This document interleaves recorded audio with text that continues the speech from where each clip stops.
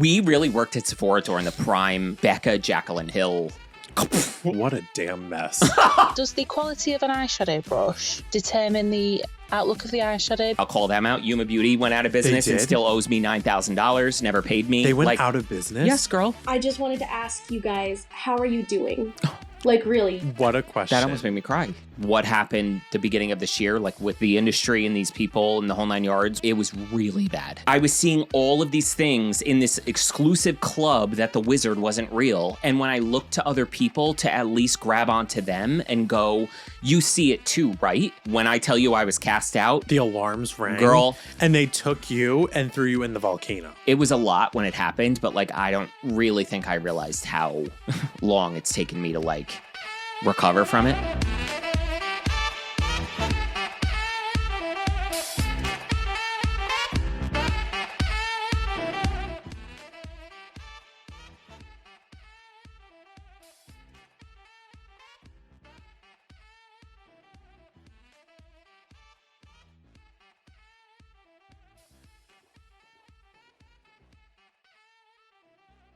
Hi, everybody. Welcome back to another episode of Beautiful and Bothered. It's 1 o'clock. I thought you were to say it's 1 o'clock, and I said, girl, it's a few hours after that. I wish it was 1 o'clock. And we got to go. We are extra motivated today because we are on our way to a Sol de Janeiro event, an event with Sol. If you follow the Patreon, I joked around. I was like, I'm saying no to events left and right. I don't know. They're not my gig, which is why I'm drinking wine. Because the social anxiety is setting in.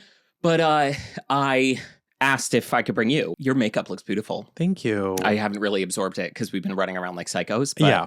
What's the lip? We got to go. Yeah. The lip is Makeup by Mario Hue with Pink Peppermint from MAC, which is the new sleek satin. Nice. And then the gloss is Charlotte Tilbury, the Pillow Talk Fair Plumping Gloss, the collagen lip bath. Get out. Really? I bought it. You bought it? Guys, hell just froze over. Kevin bought Charlotte Tilbury. Wait, do you have it over there? I do. Show it to the people. In Give fact, it to me. Because purchased. I know you. Yeah. Okay. All right, she's cunty. Yeah. Yeah. Put her on. That's nice. Put her on. That's very Do nice. Wow. Put on the Is this Charlotte like a holiday Tilbury. thing? No. Permanent. It's part of the Pillow Talk line, so it's fair. Isn't it should just be called Pillow Talk Cosmetics at this point. Yeah, it's a little corny, but the color of this is so nice, and I love like the plumping feel because it does like have that cooling. It's not that burning plump, which I like, and I just like the colors of the glosses, and they're very comfy. That's very pretty, right? Wow. Yeah, I was wearing the Effortless Lips by Allie Glines in Lily. Yeah, and I think with this just over it, ooh, I know. Can you even with this eyeshadow? No, I love it. I'm telling you, eyeshadow. This is the one we always talk about, the single shadows by Moira. The powders. The black powder. It's like an oil slick. It's stunning. Gorge. So we are going to the Sol event, and of course, we're going to have to literally leave the minute. I'm going to have to order the Uber while we're doing the outro. So, yeah, girl. Yeah. We always did a rush. Always. This is the first time I've worn shoes on the pod. Maybe ever. Wow. You wear shoes a lot. I wear shoes. Not a lot, but I more wear than me. Twice. Way more than me. So many Broadway shows. So many. I've seen so many. I've seen 3. Yeah. Shoes. Let's get some shoes. Yeah, that's it. Okay. Shoes. Nice. Look at the material. Get the shoes, baby. Get the shoes. Get the shoe. So you got a shoe cam? I can't be comfortable right now. I can't be comfortable. I can't. Okay. I'm too tall. A lot of people were clocking how much they love your hair, and we forgot to mention what we did last week. Yes, Johnny did my hair. I cut again and dyed your hair, but we did the foils. Highlights and everything. So we did foils. I was going to do dark red with bright red and blah, blah, blah, whatever. And then by the time we highlighted my hair, I was like, ha, ha, ha, ha. Just the bleach with the foils. And it was, I'm not kidding, double the length it is now. Double. Like, so I was holding like he was fucking Cindy Crawford just up. And when the bleached, the foil highlights hit the light, we were like, we can't put red on this. So now we're going to just slowly do more foils and that toner. Yeah. I think I'm going to mix a little bit I'm going to do 80% that toner. It's I don't know if it's new, but T05 from Wella. Yeah, from Wella, the toner at Sally's just started carrying it, and it's a pink toner. I feel like it's finally their dupe for that one everyone uses. The Redken girl. Pink Opal or whatever. Girl, it's Pink Opal or something. Every highlight at home video you watch on YouTube, it's the blonde girls using this one Redken toner that has a blush tone, and I love that in blondes because it's warm, but not yellow warm. It's like a pinkish one. It's beautiful, and I feel like this is finally Wella's dupe. But I want to mix maybe a little bit of like T18, a little ash in there, just to get like some of the yellow out. But yeah, because I've been shampooing with a purple shampoo again. I bought the Olaplex again. Nice, and just to kind of tone. And I even noticed a difference already. But I feel like the front of my hair was more light than the rest after the purple. So I was like, okay, I got to maybe go back here and let it sit. Because your brown is so light brown that it's like right on the cusp of being dark blonde, that highlights like this look so nice without being anything on your sides. So get that drink, girl. Yeah, girl. I'm not drinking enough water, and especially if we're going to this event. Yeah. I don't think I've had any water today. I have a headache already because I know I don't drink enough water. Is that water? Yeah. It's like Alani. Like, no, I don't drink water. Sipping it, and you're like, yeah. I didn't say she was shit. Oh, do I have to? Oh, God. I thought that's why you were asking. Oh, you hate water? I'm sorry. Yeah, it's not my gig. What's not your? It's just flavorless liquid. It just takes up you space hydrated? and it's nothing. Like you are okay. And other people with ADD, you'll understand this. There's such little space in my brain to remember to eat, remember to drink, especially working from home. When I do, I'm like, I gotta be peppy. Days of peppy. No, but it's coffee, Alani, Celsius. Like it's fuel because I'm always trying to like stay focused and get done what I have to. That it's only at about 11 when Casey and I like settle into bed, watch our sitcom, that I'm laying there like that I then chug as much water as I can because I'm dying. It just never crosses my mind, and it takes up space, and I don't feel. I'm sure I would feel the effects of water, but not enough to like. I understand that because I'm the worst water drinker too. And like, I always have to be reminded to drink water, or like if I don't bring water with me to like work or something, I will forget. Yeah. But I don't know. I'm bad with it, but there are other days where I'm like, the amount of water that you're supposed to drink, I'm nowhere near that. Not all. Girl. I'm lucky if I hit 2 glasses a day. I'm lucky if I hit 1. Yeah. I know. I really should get better with it. Yeah.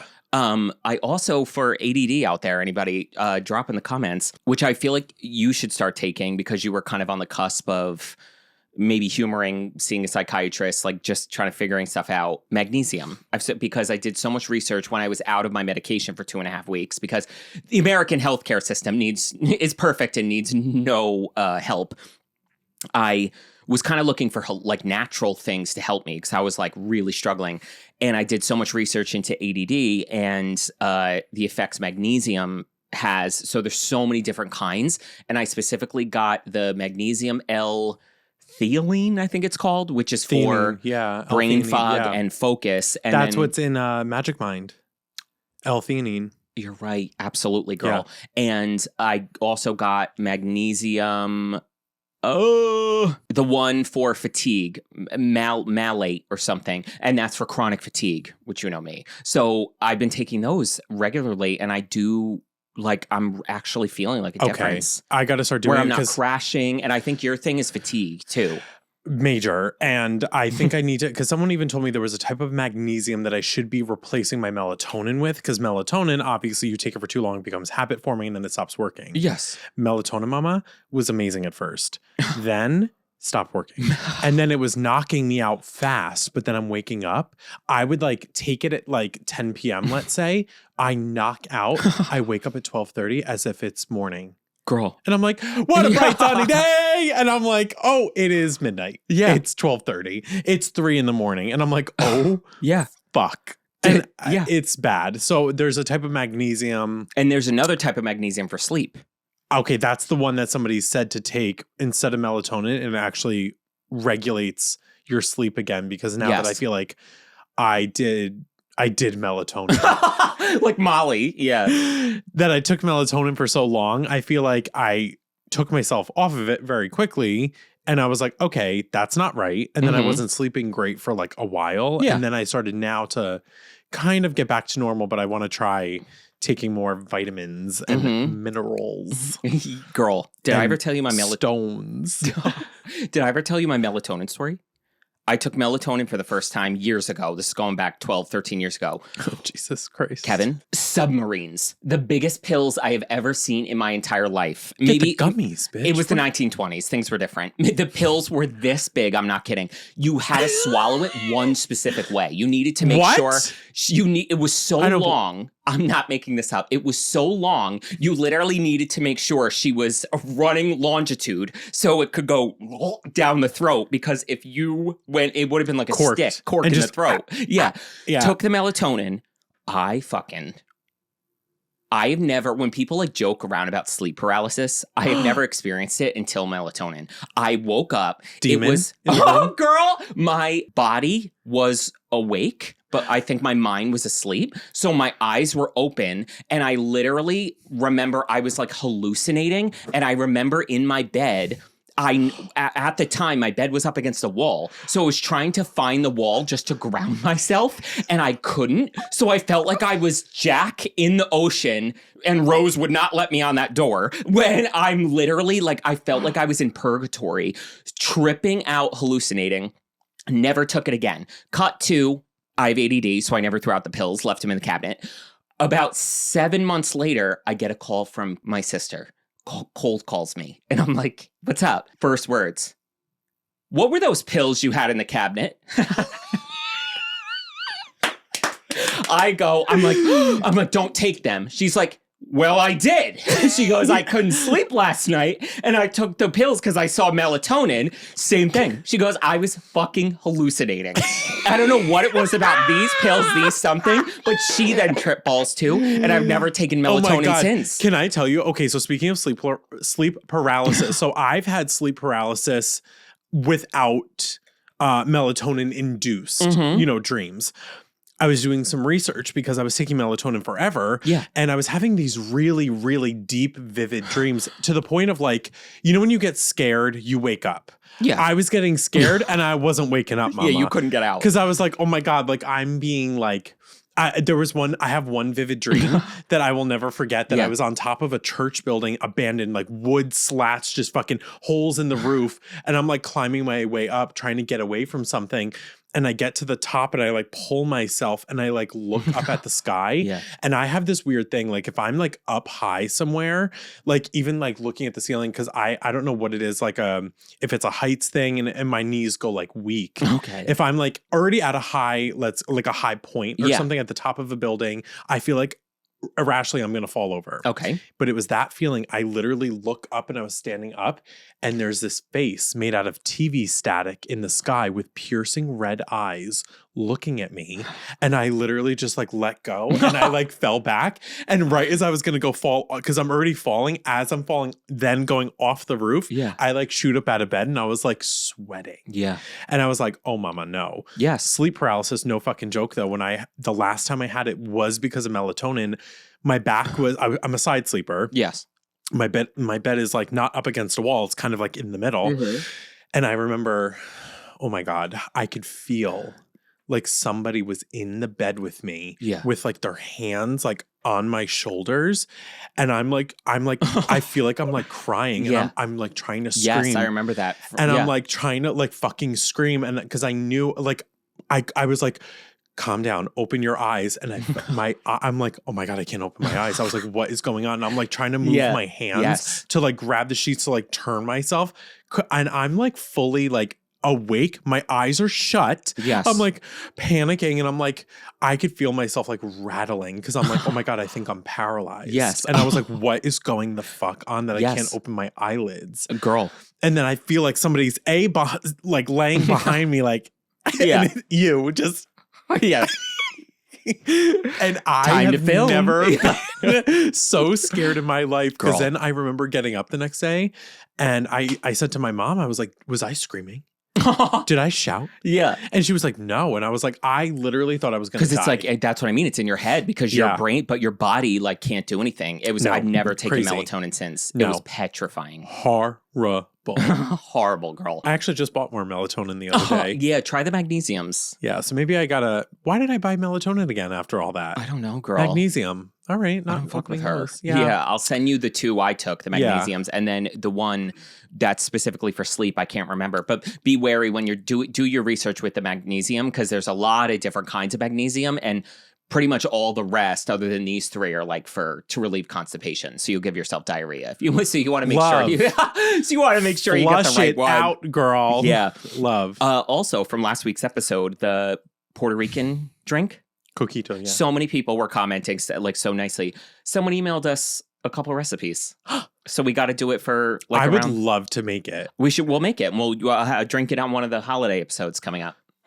So thank you to whoever sent us the recipes. Oh my God. That was super exciting. Lovely. On that note, we are going to talk about makeup mistakes, your guys' voicemails that you sent in asking us questions. I want to hear more because there were so many other submissions after the fact. So I'm so excited to hear we still these. have so many of your questions. And I don't know if anybody, we will link it at the end of this video, our first makeup mistakes episode.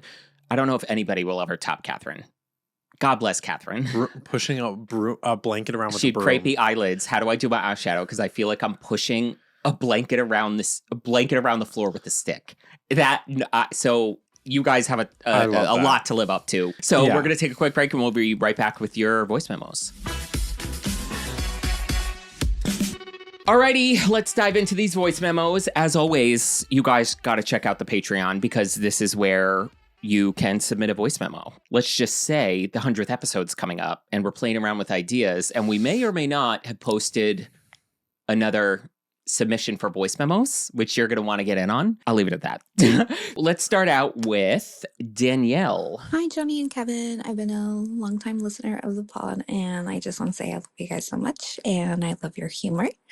My question for you guys is, how can somebody achieve full pigment with their eyeshadow when they deal with hyperpigmentation? I just wanted to know if there was any techniques or any type of product that I should check out. If you guys have any recommendations or help, I'd appreciate it very much. And I love you guys so much. And I hope you guys have a good day. Thank you. Thank you, Danielle. Thank you. So hyperpigmentation on your lids, I'm assuming. So I would say full coverage concealer is like a staple, like Anastasia or even like the Tarte Shape Tape. Juvia's Place. Yeah, like Juvia's Place is great. Like anything full coverage that's going to basically white out your lids, but not necessarily, you don't need to go as light as you think. Like I would even say go to your skin tone. So then or if you want it to show up brighter, go a little bit lighter. But I would say, like full coverage. And even Anastasia used to make an eyeshadow primer that was like full pigment, almost white to show up true to color. Where are more of those? I know. Can we get tinted eyeshadow primers? Yeah. Like double duty? No, I don't want tinted. I want full coverage eyeshadow primer. Oh, like P. Louise. Yes, absolutely. The P. Louise bases? The P. Louise.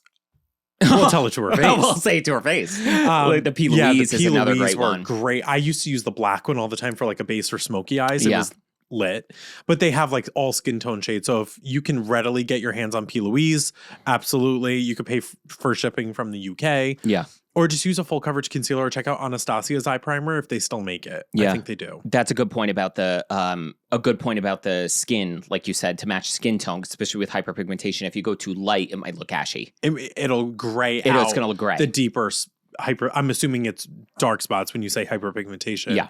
So I would say, if it's like dark and then you have dark and light kind of scattered throughout your lid, especially if you have like a lot of people just naturally have darker eyelids. Yeah. I would say go more to your skin tone, almost like color correct your eye. And then once it's your skin tone, then pack on shadow. Yes, absolutely. On the wet concealer. I always start from the top down. Yes. So start with brow bone, then work your way to the crease, then deep, and then lid. Yes. And also, I mean, if you don't, let's say you're not a fan of super full coverage things and you want to use a medium coverage concealer or a medium coverage eyeshadow primer, then I would go into the vein of liquid eyeshadows, like get into the Moira liquid eyeshadows, because it's going to give you more coverage than a powder. And as you're laying down another liquid, so it's not going to remove the concealer. Where not that powder eyeshadow removes concealer, but as you blends, you know, if there's hyperpigmentation, it could cause it to kind of peek through. So Moira's matte liquid eyeshadows are by far some of the, not only is there 25 colors, including nudes, but they blend like a dream. And then even, let's say you want a matte look, you can do an all matte look and just press a full coverage liquid eyeshadow on the eye, and you're going to get that kind of white out coverage. Yeah. And the About Face mattes. Liquid eyeshadows are great too. Those are great. Yeah, those are beautiful. All right, next up we have Marina. Hi guys, I love your podcast. It is literally like the only podcast that I listen to, which is funny because I mostly like don't even wear makeup. Oh my god, not like other girls. Oh, joking, obviously, but like other girls. No, I don't actually really wear a lot of makeup. And my question is, I would love to learn how to do like a lot of makeup looks that I see on Pinterest. So I usually stick to lips, bronzer, and blush, and then, you know, if I'm gonna, that's my like full face type thing. Otherwise I just do eyebrows. But I have brown eyes, and I guess I have like almond shaped eyes, and I feel like it's really tricky for me to get the wings to look right and to like smoke out things. I don't really know how to do it. So I'm curious, where is a good place to learn how to do these things? Because even just doing like waterline makeup, and I just feel like I could never get it to look right. So I would love to know where you would recommend people to learn how to do makeup, even if it's just simple things. But like a dark eye, I would love to learn how to do that, except again, it's too intimidating and it just feels like it's always a mess. So that's my question. I love your podcast. Thank you guys so much for everything and all your honesty. Yeah, have a nice day. Thank you, Marina. Thank you. That was so sweet. I'm not like other girls. I would say this is, you know what, like both of us, I would say we used to be, not as much anymore, makeup content watching junkies. Back in the day, like we watched everybody. Obviously, then transitioning into like being makeup content creators. You know what's interesting? It's like at the end of the day, girl, where to learn, where to go to learn is a desk with a mirror and on yourself. Like, because that's a thing. Trial and error. Yeah, nobody. Yeah. Like there are definitely things I've picked up from other people that I watch and I go, oh, okay, you know. But I will say I didn't really even start watching other people. Or maybe I did, but I will say I had almost a mentality shift watching makeup creators after I had put in a decent amount of time of just doing it on myself, like a child. Because if you're watching someone and you don't have the literacy yet to go, her eye shape is different than mine, so I would have to do a little this. And she's saying her skin is dry, so X-nay on that.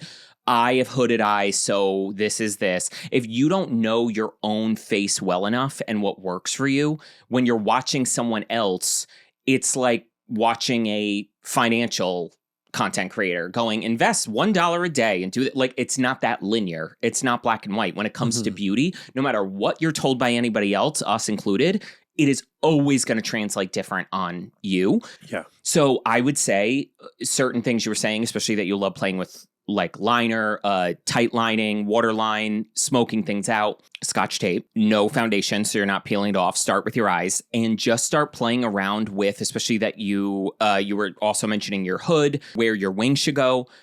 I'm the same way, and I played around so much with a angled liner brush, like something that you would fill your brows with, cut on an angle, and black eyeshadow. And I would almost do that as my liner to practice easier. And then I could wipe that away in 2 seconds with a makeup wipe, let it dry, start over. And you can just start to learn what angle looks best on me. How do I like it? And then if you lay tape down and you start to figure out, okay, this is the liner, it starts to get habit of this is where my wing needs to go out to. And then same with smoking things out. This eye look I did today, I started with, I was like, I'm going to do a little smoky liner. And then it turned into this. And I will even say, the feeling of, did I fuck up never goes away on myself. Not other people, unless there's something out of my control. But even when I was doing this, there's moments where I'm like, is this too smoky? Is this too this? Is it too this? And that's the thing about practicing, just practice and having fun with it. is you then I immediately get to a point where I'm like, I can't describe. Do you know what I'm trying to say? You get to a point where you're like, oh, I've seen her before. Trust the process. Yes. It's a trust the process because it always moment. looks horrible before it looks amazing. Because I was blending out even like my concealer before, and I was just laughing to myself because if like the days of like doing makeup on people that I hated when they would look in the mirror and they're like, oh no. Yeah. And I was like, shut up. Yes. I was like, get lost. Yes. I was like, and I would literally have enough. And I'm like, do you either trust me or do you want the brush? Yes. Like, so pick a lane right now. Yes. Because either I finish this in 15 minutes and you're going to thank me for this. Yeah, it looks crazy right now, but let me do my thing. It always looks worse before it looks better. Girl, let me tell you. The calm before the when storm. I had the storm before the calm. This liquid blush on my face with my concealer unblended, I said, do you even know anything about cosmetics? Yeah. Oh my God, I cannot sit like this today.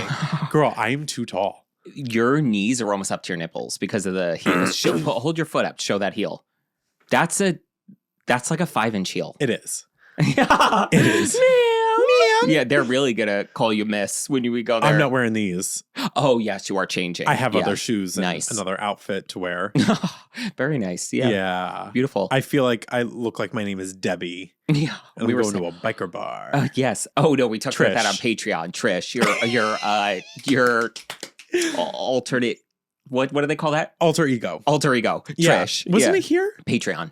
When we had we reacted to Lady Gaga with the crazy blue eyeshadow one. Yes, I was Trish. So, yes, Anyway. Marina, that is what I would say is practice with eyeshadow and smoke that out and then slowly bring it up and up and up. And then even it took me so long to realize that I've talked about it here. I only like on myself a full street walking smoky eye like this, or a light in the center, dark on the outsides. I hate a halo eye on me. I don't know why. I don't like the way it makes my eyes look. They look very like, it separates because of that darkness on the inside. Yeah. It separates them, and I don't love it on me. But I mean, who to follow? My YouTube channel, Allie Glines. I learned so much from Allie. Like, I can't even tell you. Robert Welsh. I'm just trying to think of solid tutorial people. Like, yeah, I mean, I told her when we had her on the pod, like, Allie was just somebody that she just everyday wearable makeup. She does. I feel like she could do it with her eyes closed. Yeah. And I learned so much about where she was placing things and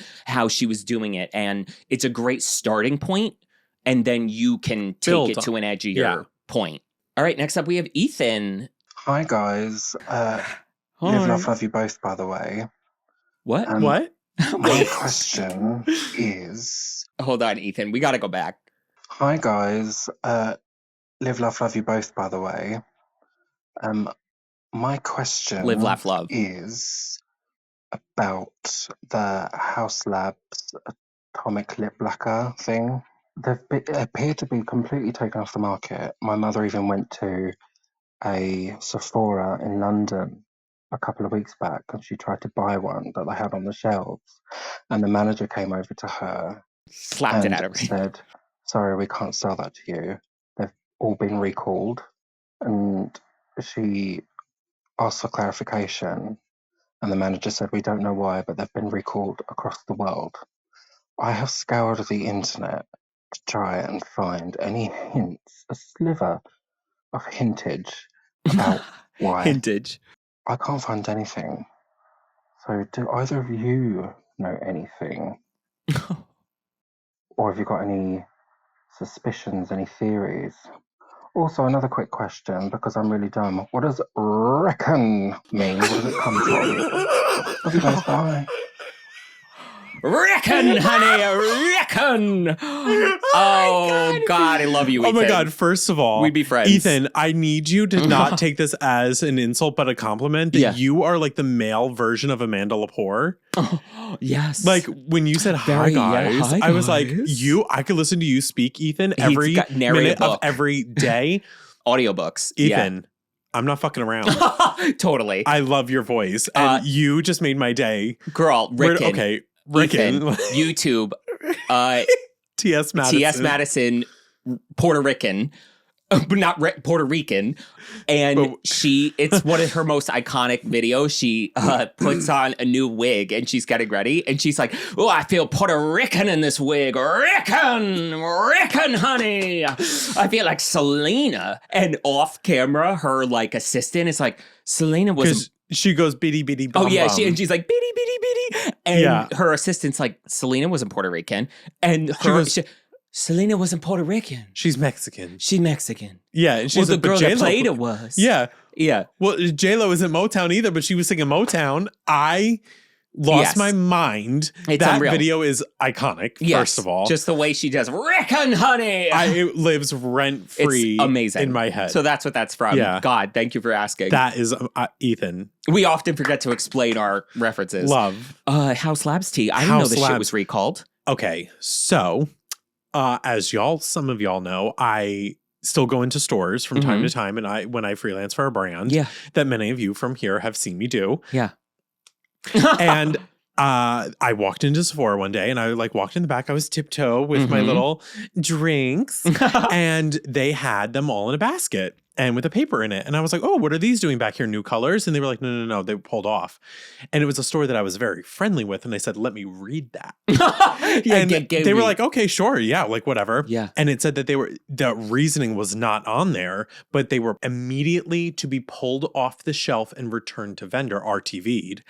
And I was like, "So, Mama, there's something in that formula that clearly isn't clean."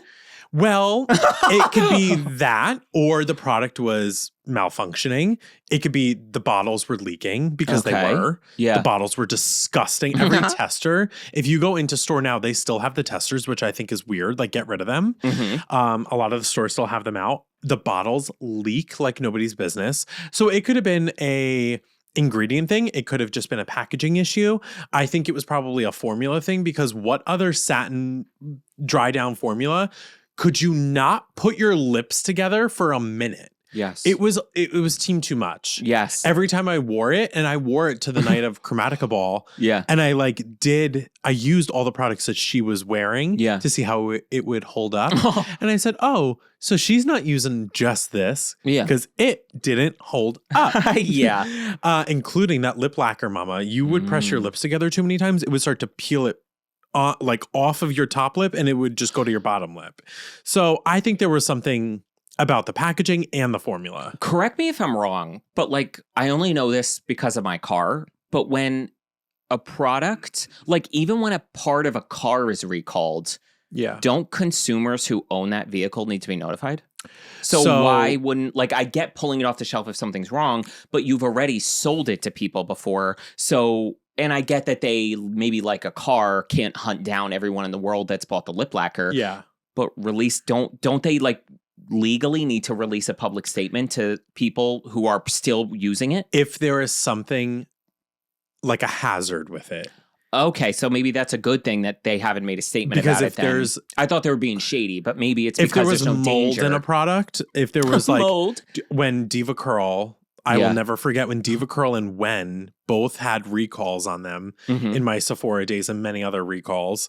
There were things that it's oh, this is going to be recalled. Everybody that has purchased it will get notified. Even if you did, I think they're sending out an email blast to all Beauty Insiders. If you have proof of purchase, it's in your Beauty Insider account within the past year.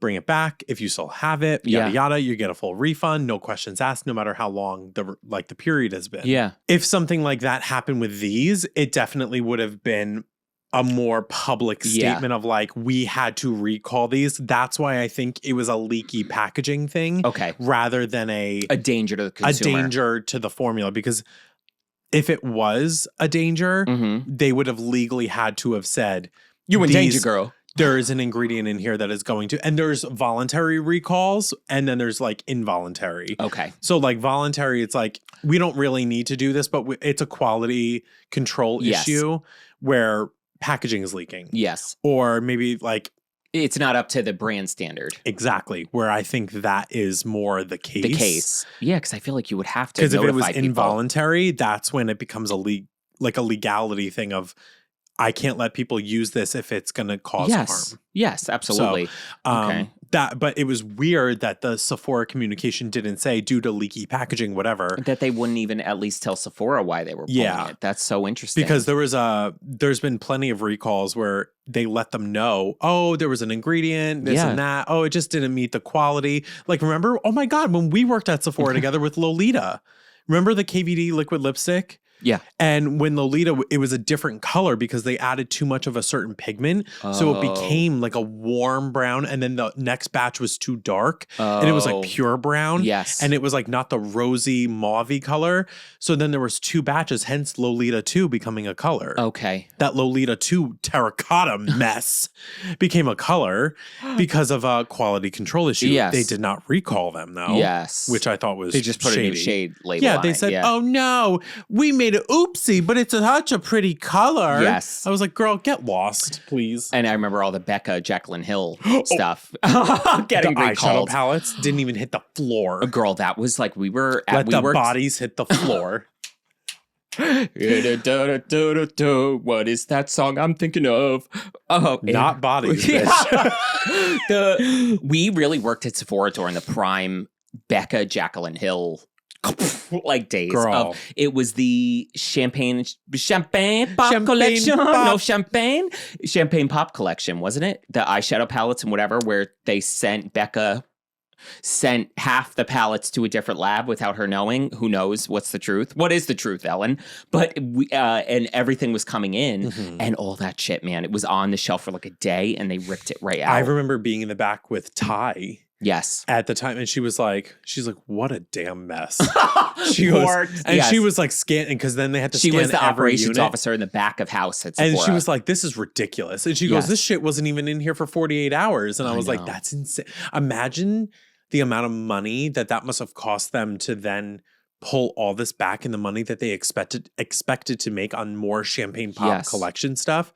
So shady. I feel like that's eventually between that and then the Khloe Kardashian collaboration with Becca with Malika, her best friend. It was like the BFF collab. Okay. I feel like those 2 incidents easily ran Becca into the ground. but Barry put the nails in that coffin. Yeah, mama. They were just after Jaclyn Hill. I think it was like Jaclyn's like cursed. Like everything she touches, like including your own lipsticks, get moldy and hairy. That's what I mean, girl. I'm not there. I don't know how things are made, but what's going on behind the scenes. We don't know what the truth is, but the frequency of issues happening that are just, I didn't know. It's like the ship is like you talk about little boy that's cried wolf.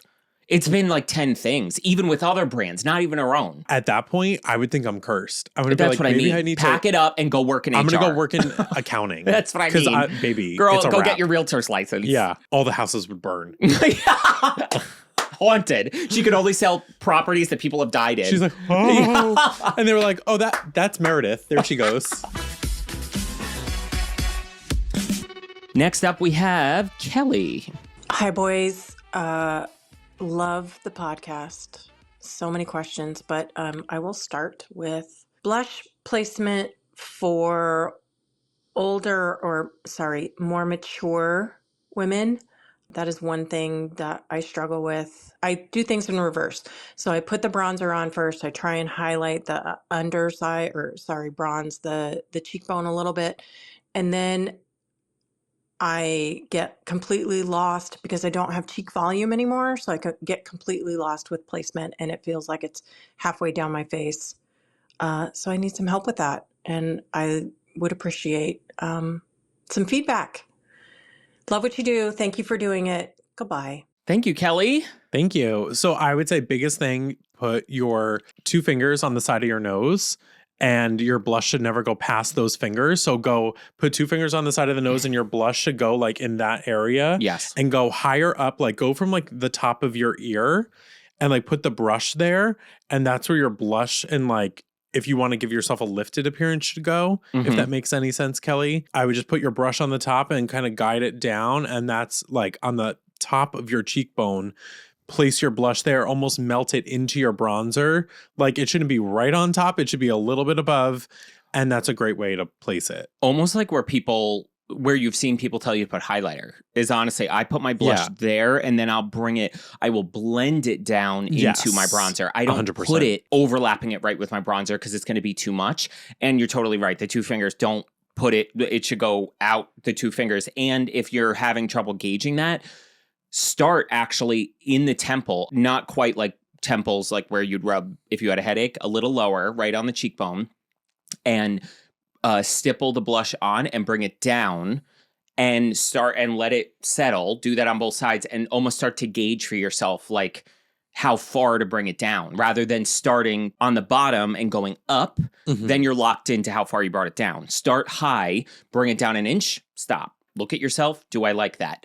No, I want a little more. Bring it down a little more. Start actually up here and then go down. I used to do that on some more mature clients. And I think both of our makeup looks today are an exact kind of demonstration of this, where I brought my blush here still high. I brought it down and I literally brought it here and on my nose for like a sunburnt thing. So that actually makes my face look like rounder because you're bringing the color all the way in, where Kevin looks as lifted as he does and snatched because his blush starts all the way almost back here and then goes up and gives lift. So I would say start temple, go up and work your way down. Don't do the other way around. And because you want your point of intensity, wherever you first put that brush is going to be your point of intensity. So if you put that brush right down on the apple of your cheek, it's going to make you look like a Santa Claus figurine in TJ Maxx. Ryan Gosling. Yeah. Very like juicy. Santa Claus. Juicy. Honey darling. Yeah. So always start back in point of intensity of like almost, if it's a powder, you want to sweep towards the front. I like patting motions better, even with powders instead of sweeping. But like pat your blush, cream and whatever, like, and even take it, powders included, back of the hand and work it in the brush and then press on, and that'll help. Yeah. And to be honest, I can't tell you how many times I put my blush on like a barbarian because I am so reliant on using or / finishing with a powder foundation to blend out the edges of my blush. Oh, yeah. I can always get rid of excess blush. So that's the thing, too, is like if you have a good powder foundation, if you don't know SheGlam, ColourPop, keep a powder foundation that matches your skin tone. And I always blur the edges. Or like today, I just did it in the bathroom before we started filming. I felt like I had too much here and here, and I brightened it with powder foundation. So that's powder foundation is almost an eraser for blush. Yes, agreed. All right, next up we have Brittany. Hi, my name's Brittany and I'm from the UK. I love you two so much, honestly. You just make my week amazing. I just look forward to Sundays so much. Back at you, Brittany. But yeah, my question is, does the quality of an eyeshadow brush like determine the outlook of the eyeshadow? Because no matter what I use, like primers, concealers on my eyelids, I use a really good eyeshadows, but I use like TikTok brushes because I'm a cheap bitch. But sometimes my eyeshadow is really patchy, and I'm thinking, is it because I use shitty, cheap brushes? Or is it just my eyelids? I'd love to know. Thank you. Bye. Thank you, Brittany. Brittany, yes, definitely the quality of the brush makes a huge difference. And the quality of the eyeshadow, too. Yeah, and if you're using high quality eyeshadows, it shouldn't be doing that.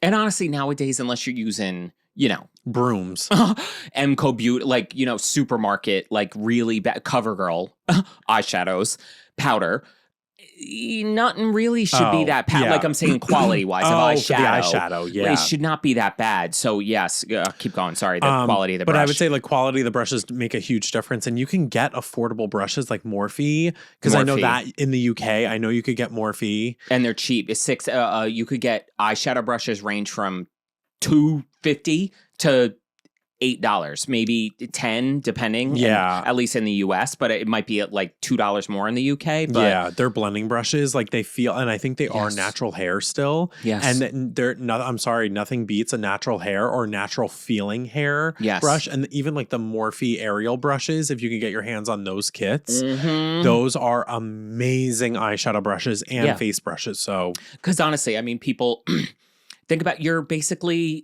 You're painting. When you're doing your makeup, it's like you're an artist. You're painting a face. You're painting your face. Like, so think about if you were doing like color by numbers, like acrylic paint on a canvas, if I just took your paintbrush and cut out, you know what I mean, hacked scissors to it, Yeah. would your painting look good? Or if I cut out mangled your broom and you had to sweep the floor, Sweep your blanket on the floor. yeah, like it's not going to perform as well. Yeah. So the brush really has a lot to do with how it is. And it's a symbiotic relationship with the palette. Absolutely. And another thing too is not only the quality of the brush, the density of the brush and how it blends, but then the density and the height of the bristles. That's almost like phase 2 of learning to blend eyeshadow. Going back to, I believe, Danielle's question about hyperpigmentation on the eyes, blending liquid eyeshadows, for instance, or a stubborn eyeshadow, like going with shorter bristles that are more dense, that are, let's say, when you're rubbing it on your hand, it's not going to be as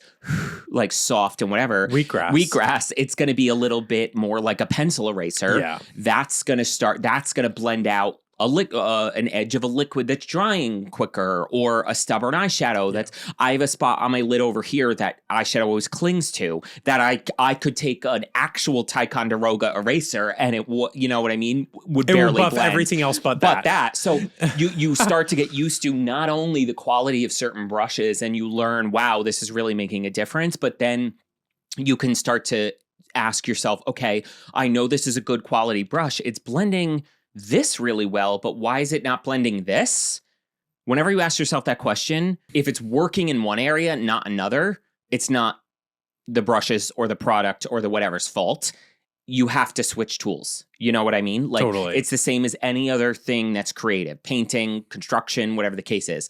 You can't have one saw and build a house. I got to switch to a different product. Like doing our fucking living room renovation I've been doing for 6 months. Renovation. I have bought, like, you want to see my renovations? I bought about 7 DeWalt tools. I have 4 different saws, 4 different this to cut things. It's just insane. Like, so you got to say to yourself, if it's not blending this side well, like I did when I first started, and I realized, I was like, what's going on over here? When I switched to a shorter bristle brush that would kind of for lack of a better word, drag on the eye a little bit better, then it blends. So it's like, you have to play with tools it. Are everything. Yeah, you got to play with the densities of brushes, get familiar with what a brush will do and how it does it, the effect it's meant to give. Yes. So next up, Hannah. Hi guys, this is Hannah. Sorry, I'm so excited. Okay, calm down. Your guys' content brings me so much joy. Thank you so much for all of the laughter and just love you guys have shown us. I just wanted to ask you guys, how are you doing? Like, really, you guys don't have to get deep, no drama. It's just, you guys work hard to provide content. I hope you guys get to have fun and relax too. Lastly, I know there's a lot of negativity in the makeup world right now, but what is one positive thing that is your favorite about the makeup community? What a question. That almost made me cry. Yeah. Wow. Thank you, Hannah. That threw me off. That really did. That really. Oh, God, girl. All right. Well, we're going to take a break. Yeah, Hannah. That really. Wow. Oh, my God. I'm not doing well. I'm not doing well. No. Oh, my God. What? That's beautiful. Yeah, girl. Why don't we ask the audience? I think being candid. How sweet. I think everybody goes through. This is like, I swear to God, this is going to sound like the ending speech of Mrs. Doubtfire sitting in the chair. Some people have 2 mommies. Some people have 2 daddies. That was so woke for that time. Oh, girl. And I think that with everything going on in the world and trying to balance so many, like, I feel like I have octopus arms of trying to like nurture 8 different things all at once. Yeah. I think sometimes when you don't take care of yourself and you think you might be, yeah, but I think sometimes it does affect your mental health and your stability day to day. And then when you go to bed at night, you feel like you're still like vibrating with all these thoughts. Yes. And I think everybody does this with like work and their personal life and trying to balance it and their relationships and making sure everything feels watered and nurtured. And it can be very draining when you're trying to nurture everything else but yourself. Yeah. I think it starts to bleed out into your psyche. And then you're just like, you're spewing this kind of like weird energy. But I think it's, I'm learning, and I think it's a lot. I don't know if people really understand when they look at somebody else, like everyone goes through it, but you have to understand when you look at somebody else on the street, they're going through their own thing. And like, if somebody's in a mood or Absolutely. you might be in a great mood that day and somebody is really just in a shit mood.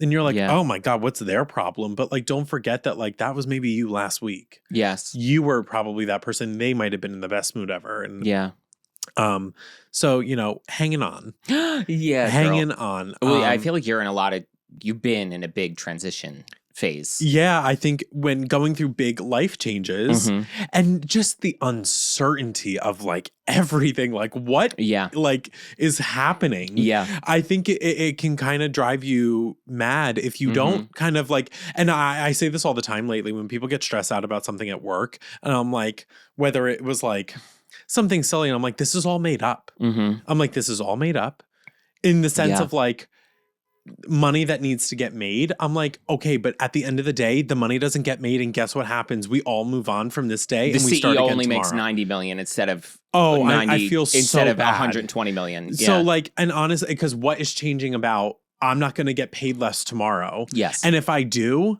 you didn't respect my time that I put forth my best effort, and it gets recognized 1/10 of the time because of you made money that one day, but you can't do it every day. Like, and I'm not saying that happens to me at work, because I'm very fortunate to work for people that respect me and respect my time and the energy I put into it. But it's hard, I think, when and I watch people go through something, and like, that's where I'm so grateful for something like this and getting to do this all the time, because this is the first time that I feel like I'm doing what I'm meant to be doing, and my life has like this. Finally, I've realized my purpose, that I felt like I'm in the right place. I'm doing the right things. Yeah. I'm finally in my own lane, if you will. Totally. Doing this and being here with you guys every week. It's like, it really is something that I look forward to. Yeah. That if I didn't have this, I would probably be in like a hamster wheel of a job, just not really caring about or being too stressed out about my day to day. Yes, which I think is wild. To answer the first part of that, I am doing all right. I genuinely like, this has been probably the hardest year of my entire life. Like, I don't know what it like. I don't know, man. There was something about finding out, like getting diagnosed with ADD and then learning about it, and it kind of made me implode, because it explained so many things about my behavior, that not that learning that it was something chemical that was not just accidental, that should bring you solace, but it actually made me go like, it made me not able to ignore it anymore.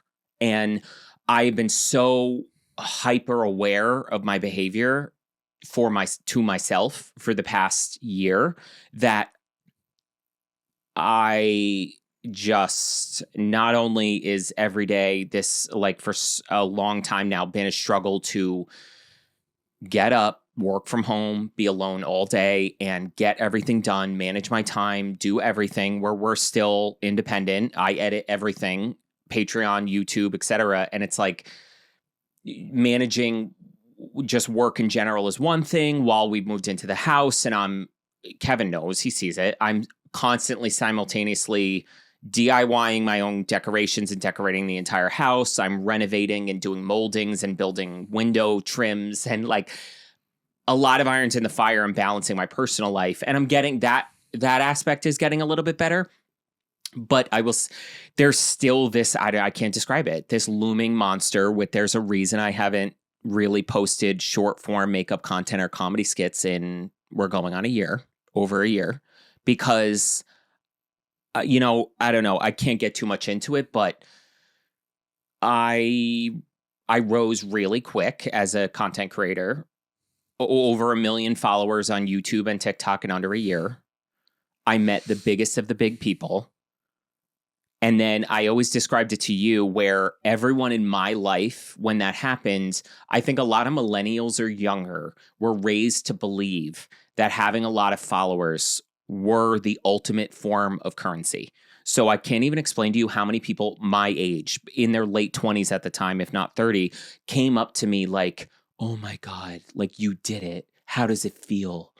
And I needed to be the one to actively watch myself burst their bubble and go, it's okay. It's like a number on a screen. You don't know nothing. But they thought I got a call from the self-esteem gods, and they bestowed me with, doth have 1 million followers, you now may love yourself. Like, and I had to be the one that be like, that doesn't happen. And I had to watch them go in a hopeless world, go, oh.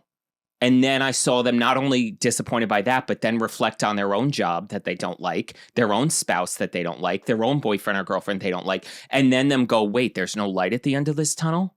Because we've all put our currency into social media, or I should even say just the disassociation of online culture and looking for validation from people on the internet. Yeah. Not only that, that was phase one, but then that was okay. Honestly, that was all right because I didn't personally need that, which I realized. The second wave of it, which has caused this whole year of being really, really difficult, was when that happened, you know, I thought I could then turn to other content creators that were just big or as big as me, etc., and turn to them and go, okay, so like, you know, this happened. They don't get it because but like, guys, we all know the wizard's not real, right? Okay, that didn't go over that well.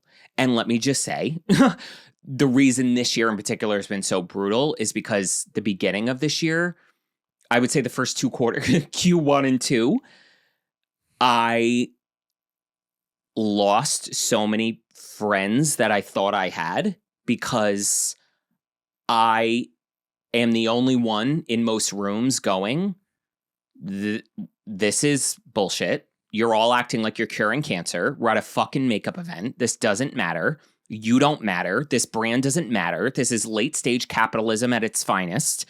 Cut the shit.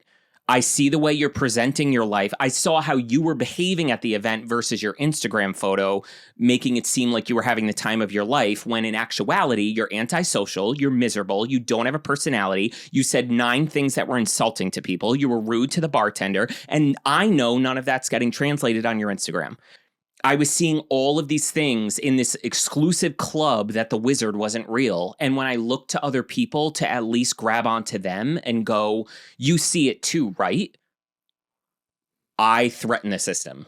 And when I tell you I was cast out, I was fucking cast out. The alarms rang. Girl. And they took you and threw you in the volcano. So I can't even get into it because I'll get upset. Like, but it was really bad. And I don't know. I just, at the end of the day, I realized which is why I've been saying no to events, which is why I won't go to anything unless you can go with me. And even when it comes to my content, it is so difficult for me to sit down and do my own stuff, my own beauty videos and my own comedy skits, because you're not there. And I have to completely relearn how to ride that bike or fight through the feelings of the past 3 years associated with all of it, because it's been really bad. And I got to make new feelings with it. Like, because we were even saying, like, I haven't even finished the new beauty studio to be able to do it, but I know I'll finish it when we rip off the Band-Aid to do it, to get the Patreon beauty tier ready for this. Like, this Beautiful and Bothered heals all roads for me. Like, and that's why this has been as rewarding as it is, because I needed someone who got it. Like, I needed someone, and you even coming in, none of this was planned by either of us, but you even coming in and then becoming the new me in our timeline. Now I got to see you react to things when you do come to events with me, whatever, exactly how I used to. Yet I didn't have a single other person looking at me going, yeah, this is fucked up. And I'm like, everyone else is like, isn't this amazing? Oh and my then God, turning Bella around. Hadid is a fucking goddess. And I'm but like, then turning around. she doesn't know your name. And being nasty.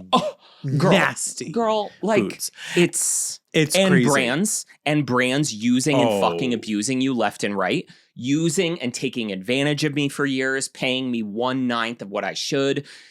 Yuma Beauty went out of business. I'll call them out. Yuma Beauty went out of business and did? still owes me $9,000. Never paid me. They went out of business? Yes, girl. Yuma Beauty's packed it up.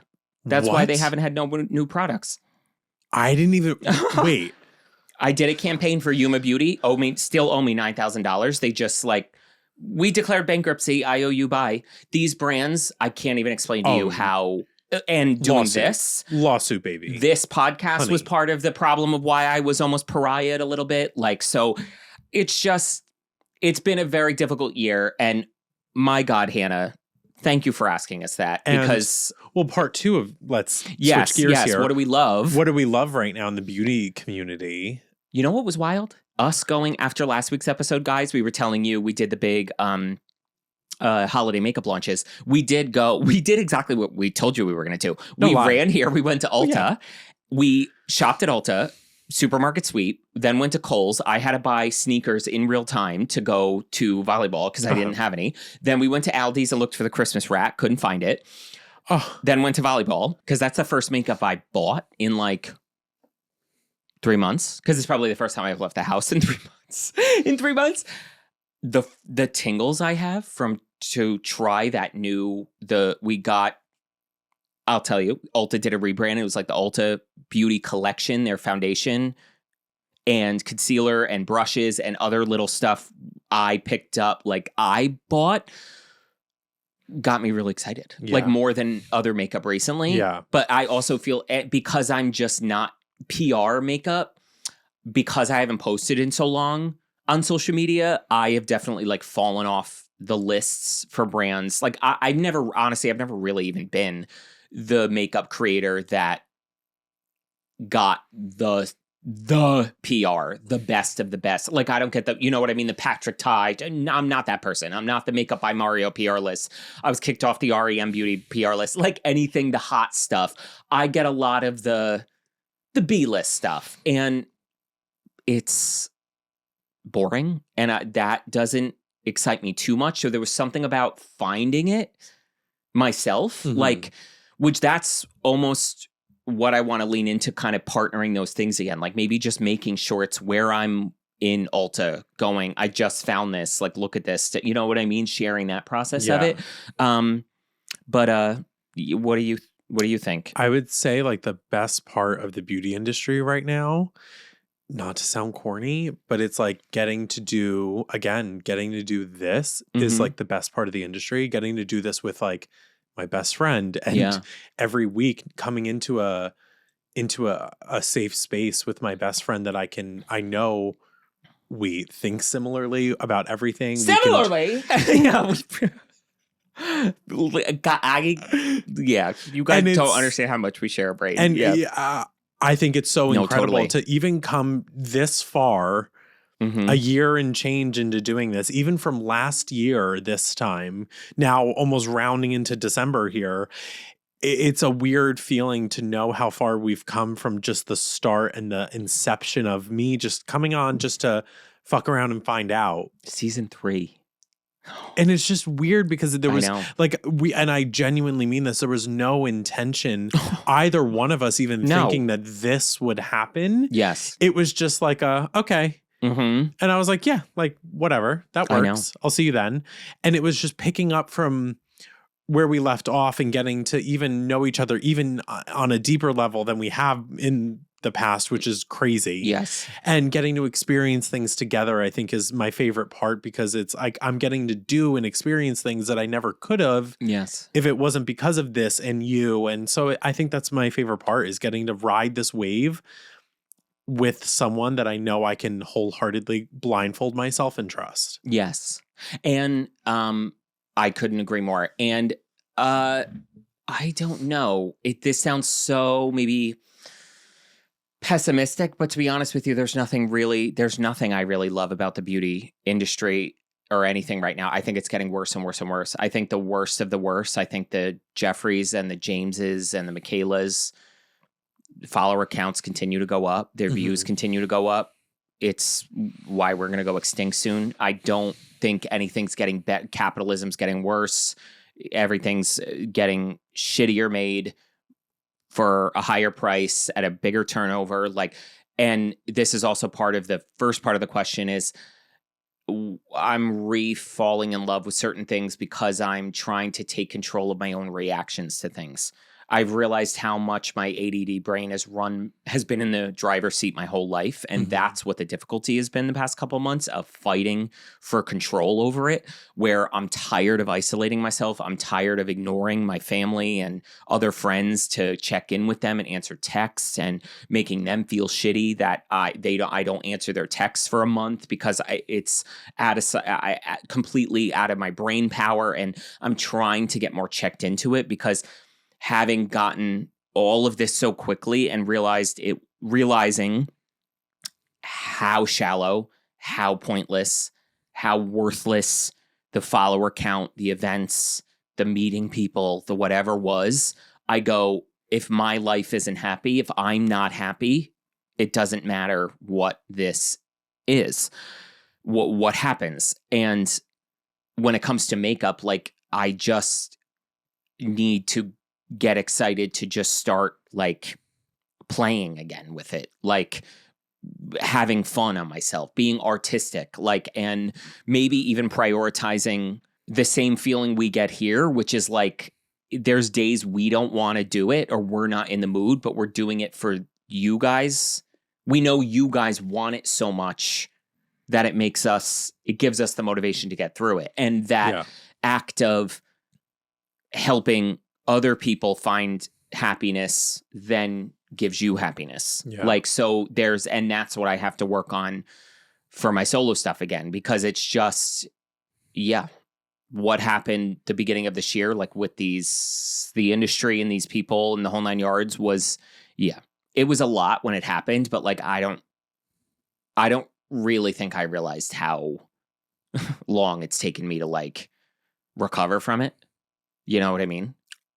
Yeah, it was so that's why it's you and me, bitch. And I don't know. I just don't fuck with this world, guys, because I can't tell you how artificial it is. It's crazy. We can make it easy if we lift each other. Hey, girl. Grigio girls.